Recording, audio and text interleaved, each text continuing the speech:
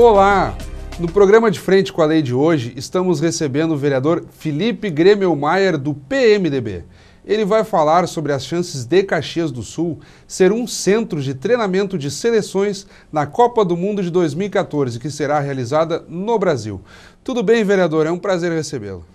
O prazer é todo meu poder estar aqui novamente discutindo um tema tão pulsante, um tema que a cada dia que passa vai se tornando uma realidade ainda maior, não só em Caxias do Sul, mas principalmente em todo o país, em virtude de que o Brasil receberá o maior evento esportivo do mundo em 2014. Esse contexto de Caxias do Sul, e a gente até lhe trouxe, fez esse convite para o De Frente com a Lei específico desse assunto da Copa do Mundo, porque o senhor integra um comitê executivo de Caxias do Sul, com outras entidades, representantes políticos e empresariais, que esteve em Porto Alegre recentemente, discutindo com o governo do estado as potencialidades e, digamos assim, detalhando mais como Caxias do Sul pode, digamos assim, receber seleções e até visitantes que venham acompanhar a Copa do Mundo em 2014. Como foi esse encontro? Na verdade, esse foi um encontro que ele culmina com todo um trabalho já feito em Caxias do Sul de quase 3 anos já, um pouco mais de 3 anos, dessa parceria público-privada entre o município, a SIC e outras mais de 40 entidades já que se somam e fazem parte desse grande grupo de trabalho que é transformar Caxias do Sul numa grande cidade que possa receber muito bem uma seleção, mas principalmente que possa receber esse grande número de turistas que virão ao país da Copa no período da Copa de 2014. Então, nós estivemos em Porto Alegre conversando com o governo do estado, conversando com as pessoas responsáveis em organizar a Copa no estado do Rio Grande do Sul, em virtude de que Porto Alegre será sede de 5 jogos no período da Copa do Mundo. E Caxias do Sul trabalha, desde 2009 já, com esse sonho e com essa realidade muito possível de receber uma seleção aqui na cidade no período. Vereador, que seleção, por exemplo, poderia vir a Caxias do Sul? Se leva em consideração a proximidade com os países, digamos, do Mercosul, vamos dizer Uruguai, Argentina, Paraguai, ou seria, de repente, não ter nada a ver essa questão geográfica? Poderia ser, de repente, Dinamarca ou Alemanha? Não, até que ponto influencia? Não tem uma grande influência isso, até porque nós não sabemos hoje quem serão as seleções que estarão na Copa do Mundo. A gente só sabe do Brasil, que é o país sede, que já definiu o seu local de treinamento, que é a Granja Comari. As outras 31 seleções que estão... E a Espanha por ter vencido. Não, a campeã não tem mais, não tem mais vaga, tem que buscar nas eliminatórias. Então, nós temos 31 seleções que ainda buscam vaga para estar aqui no Brasil.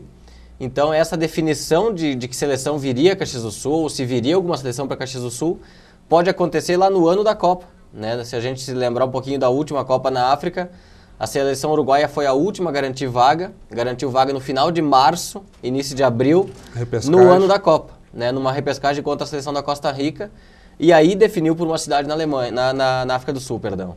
Então, o Caxias do Sul trabalha para bem receber uma seleção. Independentemente de qual seja essa seleção, o Caxias do Sul tem que estar preparada para receber essa seleção e esse grande número de turistas que vão estar por aí. Eu lembro que em meados do ano passado, em outras oportunidades, a cidade já recebeu representantes da FIFA, do próprio governo do estado, governo federal, e gerou todo um entusiasmo, não só em Caxias, como na região da Serra, de que, bom, de fato está quase para a Copa vir para cá.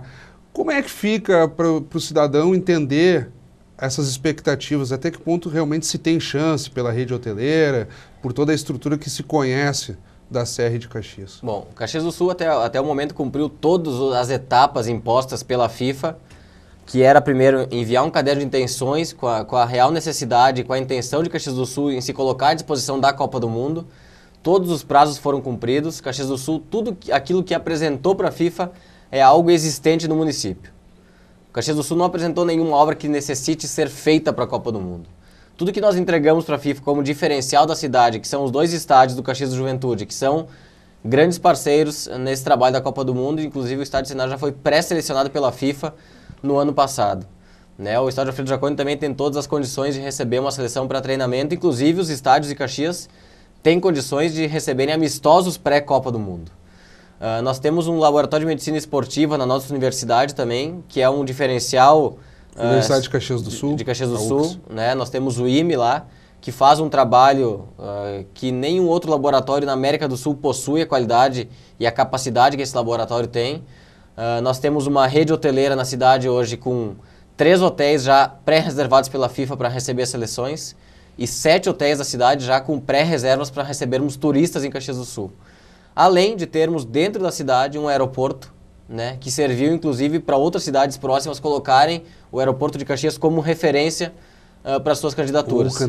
O Cantergiane. Então, Caxias do Sul tem situações diferenciadas e situações existentes no município que colocam Caxias do Sul com uma estrutura existente já à disposição da Copa do Mundo. O senhor, como coordenador de esporte dentro desse comitê organizado em Caxias para pleitear a Copa do Mundo, o que o senhor tem observado até como experiência nas outras competições, como teve na África, como teve na Alemanha? O que leva uma seleção optar? Porque, digamos assim, a FIFA vai fazer recomendações. Olha, tal cidade tem condições, tal estado tem... Mas imagino que a decisão final cabe à própria seleção, de dizer onde eu quero ficar. O que leva uma seleção a decidir para onde ela vai? Tu fez um belo resumo do que é a definição mesmo. A FIFA ela faz uma indicação para essas seleções, para todas as seleções do mundo, das cidades que eles entendem com maior capacidade, mas a definição de onde a seleção virá é da própria seleção, é exclusivamente da comissão técnica.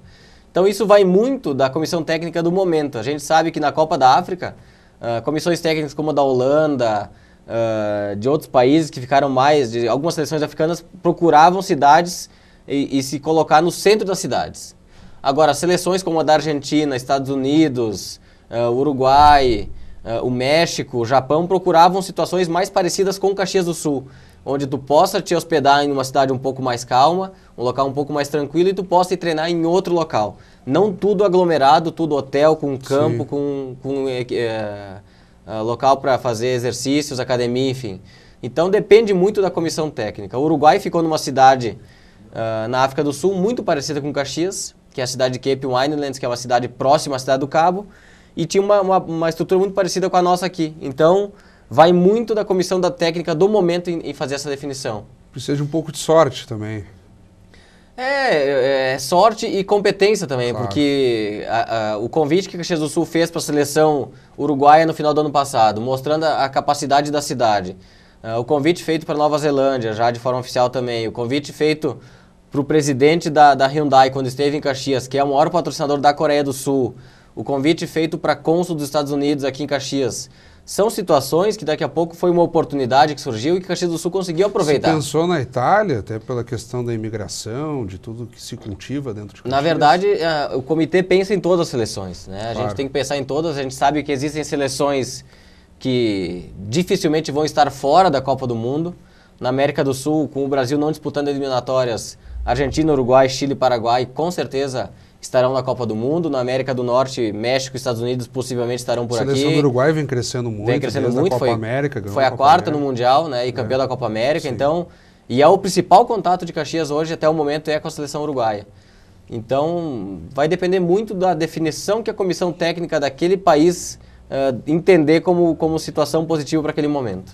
Vereador, o senhor como observador do tema, de toda essa tramitação que tem gerado em torno da Copa e também por interesse direto, a gente observa que é uma pauta que lhe interessa bastante, como o senhor interpreta essa angústia que a população tem em relação ao andamento das obras da Copa do Mundo?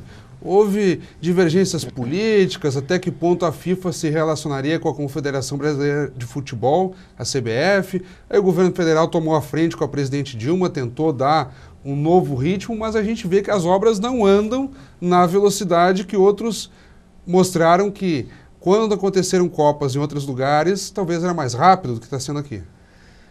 A situação do Brasil é muito próxima da situação da África do Sul. E nós não temos condições hoje de comparar a situação do Brasil com a Alemanha, que é uma realidade totalmente diferente, nem a situação do Brasil com o Japão e Coreia, que foi a Copa 2002.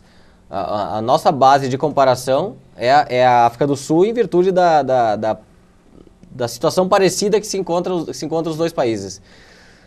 Eu acho que o grande problema do Brasil hoje, no trabalho da Copa do Mundo, são os aeroportos. Eu não tenho dúvida que os estádios vão estar prontos, isso vai acontecer. Não é o grande investimento do país, eu acho que o grande investimento do país é em infraestrutura e principalmente nos aeroportos, e é algo que me preocupa, porque se nós não tivermos aeroportos prontos para a Copa do Mundo, os turistas não vão conseguir entrar no país. Sim. E essa vai ser a grande dificuldade. Nós podemos estar colocando fora aí um grande número de turistas, que o cálculo é que durante a Copa do Mundo 600 mil turistas venham ao Brasil, que vão gerar mais de 2 milhões de viagens dentro do país, além das viagens que vão ser geradas pelas pessoas que são brasileiras e que vão viajar para acompanhar a Copa ou para fazer turismo, porque muita gente vai estar de férias nesse período.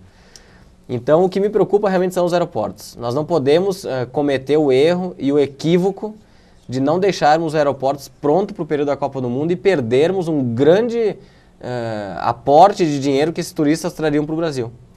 Então, isso é o que mais me preocupa. Isso me preocupa muito porque a gente não sabe quais aeroportos estarão prontos. E a gente não pode imaginar uma Copa no Brasil com 600 mil pessoas vindo para o país, claro, todas elas entrando por Guarulhos. Isso não tem condições de acontecer. O governo federal lançou mão de um modelo inicialmente de concessões ou parcerias público-privadas, em que uma empresa assume, digamos assim, por 20, 25 anos a concessão daquele aeroporto e tenta deixar em condições. Por que que esse projeto, essa ideia não pegou todos os aeroportos? Que houve Natal, alguns outros municípios, por exemplo, Campinas, Porto Alegre. Guarulhos, né? Porto Alegre continua estagnado, não tem a extensão da pista, por exemplo. O que o senhor acha que ruído impede que haja um programa uniforme? Eu não sei se é a expectativa do financiamento do próprio governo para a ampliação desses aeroportos ou esperando para ver o que acontece com esses que já tiveram a sua parceria finalizada. Então é uma situação da gente aguardar um pouco, mas o que me preocupa é que nós estamos muito próximos da Copa. Sim. O ano que vem nós já temos Copa das Confederações, né, onde algumas seleções que estarão possivelmente na Copa já estarão no país. Vai ser o primeiro teste. É o grande teste, é o teste oficial, é o evento que a FIFA utiliza como evento teste da Copa do Mundo. Então nós já vamos saber ano que vem o que precisa ser agilizado ou não. Infelizmente, faltando um ano só para a Copa. Em termos de mobilidade urbana, na região metropolitana de Porto Alegre, agora se concluiu a extensão do Transurb até Novo Hamburgo, mas pelo que se vê, em termos de condições, é muito complicado. Os carros já estão mais defasados, não há funcionários suficientes, e se começa a abrir, cada vez que se implanta alguma coisa nova, se abrem outros gargalos e demonstram que, inclusive, no interior das cidades não há esse preparo. Né? Não há esse preparo, e a gente vê Porto Alegre, eu fiquei feliz nessas últimas semanas de ver obras com um destino final Copa do Mundo começarem ou entrarem para licitação, o que é positivo, tu acaba agilizando o trânsito, né? E o que vai acontecer nas cidades que não vão estar preparadas para a Copa do Mundo é simplesmente decretar feriado total naquela cidade. Porque o movimento vai ser muito grande, a gente viu isso na África do Sul. Muitas cidades não tinham condições de tráfego no dia dos jogos e as cidades tinham que parar, porque não tinha condições do tamanho acúmulo de pessoas que aconteciam em virtude dos jogos. Então, e além disso, nas proximidades dos estádios da Copa, num raio de aproximadamente 2 quilômetros, tudo é isolado, né, onde não entram veículos, só entram pessoas caminhando com os ingressos na mão, só entram as delegações e veículos oficiais da FIFA. Então, o Brasil está tendo uma grande oportunidade de fazer investimentos que vão permanecer como legado depois da Copa do Mundo. É isso que o Brasil tem que buscar, é isso que as cidades têm que buscar. Não se deve fazer investimento de somente 30 dias. Isso é colocar dinheiro fora.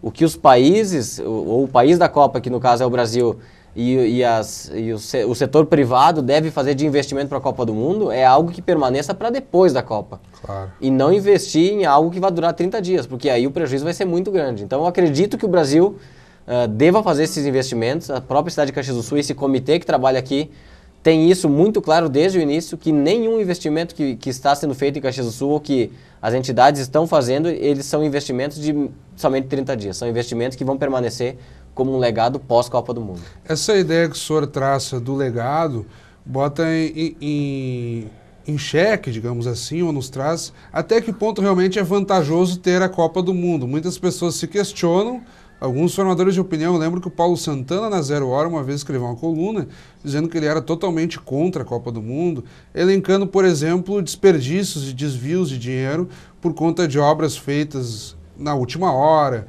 muitas vezes sem licitação. Até que ponto se faz o fiel da balança, digamos, há mais vantagens do que desvantagens em ter uma Copa do Mundo, por exemplo? Eu vejo particularmente muito mais vantagens, claro, né? Vejo muito mais vantagens, até porque nós não podemos nos distanciar de um evento desse porte, porque existem alguns setores e algumas pessoas que trabalham o desvio do dinheiro, né? E que fazem isso de uma forma inoportuna e que ninguém compreende e ninguém aceita. Agora, nós não podemos punir toda uma população, claro, todo um país, porque alguns setores necessitam de uma fiscalização maior e necessitam de uma agilidade maior. O grande número de obras que estão sendo para a Copa do Mundo estão sendo obras que estão sendo muito bem feitas e são obras que foram pensadas para o futuro do país. Agora, situações pontuais, elas devem ser combatidas com muita força. Inclusive, eu defendo que se acontecerem isso em alguns estádios, por exemplo, que estão sendo financiados com dinheiro dos estados, deva ser retirada a Copa daquele estado. Claro. Entendeu? Eu não entendo o Brasil hoje com 12 sedes, quando a Alemanha conseguiu organizar com 8 e a Coreia do Sul e o Japão também. Né? O Brasil teria condições de organizar uma Copa com 8 sedes. Porque eu vejo, hoje, nós com 9 estádios que vão ter grande utilidade depois da Copa do Mundo e 13 estádios com situações muito complicadas. E aí que tem o perigo. E aí eu concordo com alguns, em parte com alguns colunistas, como no caso Paulo Santana e outros que falam por aí, de que se nós pensarmos o estádio de Brasília, o estádio de Cuiabá e o estádio de Manaus, eu não vejo possibilidade de utilização pós-Copa do Mundo. É uma questão de planejamento interno, né? Interno, a gente não vê. O futebol em Brasília, Cuiabá e Manaus não existe, praticamente não existe. Né? O campeonato do Distrito Federal em 2010 teve um público total de 25, 26 mil pessoas, com uma média de público nos jogos de 700 pessoas, onde estão se construindo um estádio para 74 mil pessoas. Então isso é uma coisa absurda, isso é uma coisa inaceitável. Agora, a reforma do Beira-Rio, a construção de estádio do Corinthians, a reforma do Mineirão, todos esses estádios vão ter uma utilidade pós-Copa do Mundo. E é aí que a gente tem que se amparar. Nós temos que criticar, sim, os problemas que estão surgindo e que podem vir a surgir. Agora, nós não podemos desperdiçar uma chance de nação como é essa que está sendo dada ao país, de receber aqui o mundo inteiro, de nós mostrarmos para o mundo inteiro que o Brasil é diferente dentro da América do Sul, assim como a África mostrou para o mundo inteiro que a África era diferente dentro do continente africano.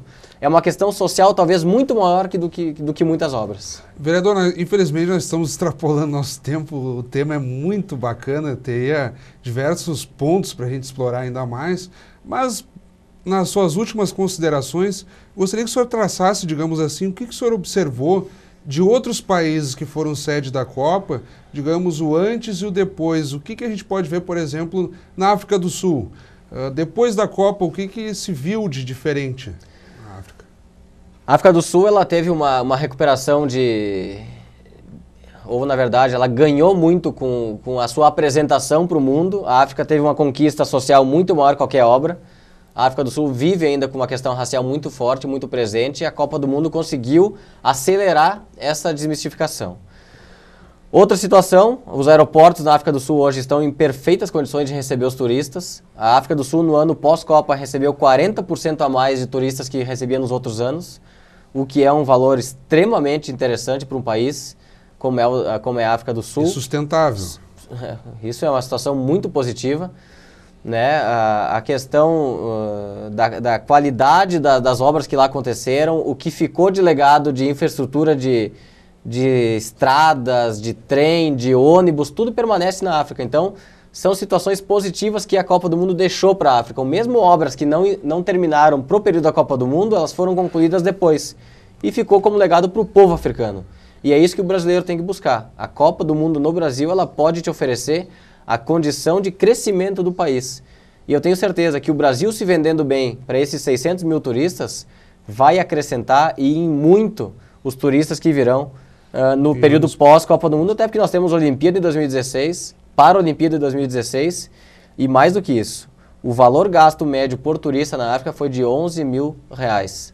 Então a gente faz um cálculo simples aí, de 600 mil pessoas com um gasto, vamos aumentar um pouquinho de 12 a 15 mil, a gente tem ideia mais ou menos do que pode render para o país só naquele momento, mas também futuramente o quanto isso pode ser positivo. Vereador, mais uma vez eu quero lhe agradecer. Vamos torcer então para que o Brasil de fato se encontre nesse rumo, nesse imbróglio todo e que as obras andem para que tenhamos uma ótima Copa do Mundo 2014. Sem dúvida nenhuma. E eu peço à comunidade de Caxias do Sul que acredite nessa candidatura da cidade. Caxias do Sul, recebendo ou não uma seleção, ela estará preparada para receber os turistas. Então, Caxias do Sul tem que se preparar para receber a Copa do Mundo seja ela através de uma seleção ou seja ela através dos turistas. Então, muito obrigado. Muito obrigado, vereador, mais uma vez. Nós conversamos com o vereador Felipe Gremelmaier, do PMDB. O programa de hoje fica por aqui. Obrigado pela audiência e até o nosso próximo encontro.